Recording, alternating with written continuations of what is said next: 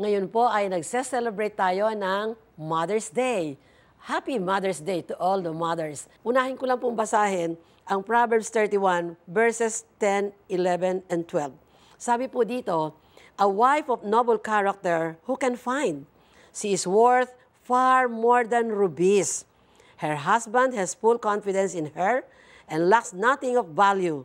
She brings him food, not harm, all the days of her life. 25, sabi po dito, she is clothed with strength and dignity. She can laugh at the days to come. She speaks with wisdom, and faithful instruction is on her tongue. She watches over the affairs of her household and does not eat the bread of idleness. Verse 28, her children arise and call her blessed, her husband also, and he praises her. Tunay po na napakaganda ng sinasabi sa ugali ng tunay na ina, tunay na woman.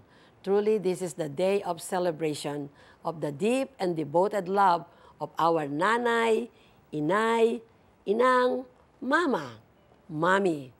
Ano man ang tawag sa inyo ng inyong mga anak, this is your day. This is our day.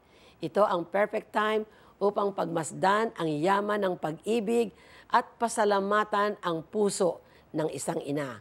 Maraming salamat sa inyong oras, tila laging walang kapaguran sa pag-aasikaso sa lahat ng pangangailangan ng pamilya. Salamat sa magandang halimbawa sa prinsipyo at asal. Maraming salamat sa di matinag na suporta na lagi naming nasasandigan sa gitna ng unos ng buhay. Salamat din sa inyong positibong pananaw sa buhay at kakayanang ngumiti, tumawa sa kabila ng pagsubok. Ang inyong mga payong puno ng karunungan mula sa Diyos.